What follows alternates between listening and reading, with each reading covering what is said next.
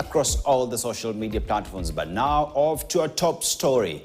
Tonight, a fertilizer processing factory in Thika, suspected of manufacturing the now illicit fertilizer, has been closed down and over 3,000 fertilizers seized during a raid by top government officials. The operation was led by besieged Agriculture Cabinet Secretary Mithika Linturi, who revoked the operating license pending investigation into the fake fertilizer scandal. And as Ode Francis reports, directors of KEL factory have issued an apology to Kenyan farmers. For the last few weeks, the issue of fake fertilizers has taken limelight, with farmers countrywide condemning the government for allowing the sale and distribution of fake or substandard fertilizers through the National Cereals and Produce Board.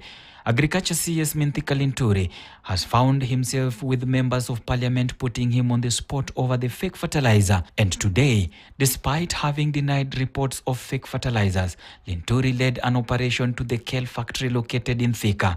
His mission: to find the fake fertilizer. The manufacturer himself owns up to the mistake. You hear that the batch that has really a problem, which we are trying to establish how it happened, is a batch that was produced between 5th and 10th. During the operation, the Director General of the factory faced pointed questions regarding the widespread distribution of the alleged fake fertilizer. Owners of the company found themselves answering tough questions. I'm suspecting might be during that process of cleaning and everything, that might be happened, this contamination. That is actually what I can say. Another thing, we identified that nearly 3,000 bags, we found that it is not as per what is required. The Director General hinted at the possibility of contamination during the factory's operation. Just like in any other setting, these are machines.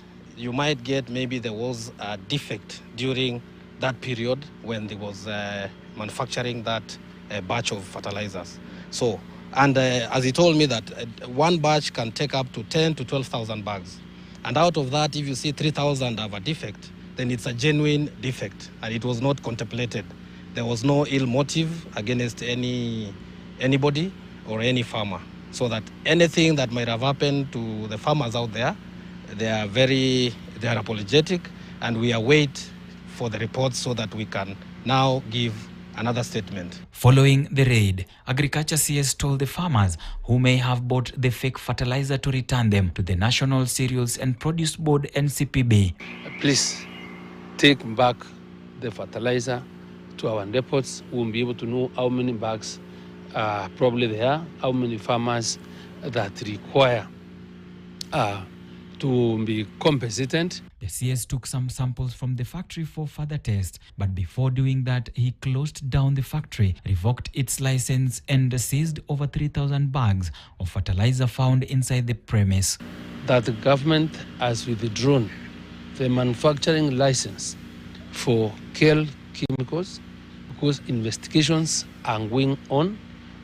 The blending plant for the fertilizer is now closed, and this is treated as a crime scene from now henceforth and until the investigations are over. I have picked my own specimen. I will go to the lab, I will identify the specimen, it will be done, I will share the results with the public. And it is not only one lab. No, I will not take this specimen to only one lab. I will at least do 3 samples. The company claims it has not received any complaints from farmers at the time of the expose. Finally, the owners of the KEL industries have come out and tell their story. Now, the task remains to the CS, that is Mithika Linturi, to verify and give feedback to Kenyans if indeed it was of standard or substandard.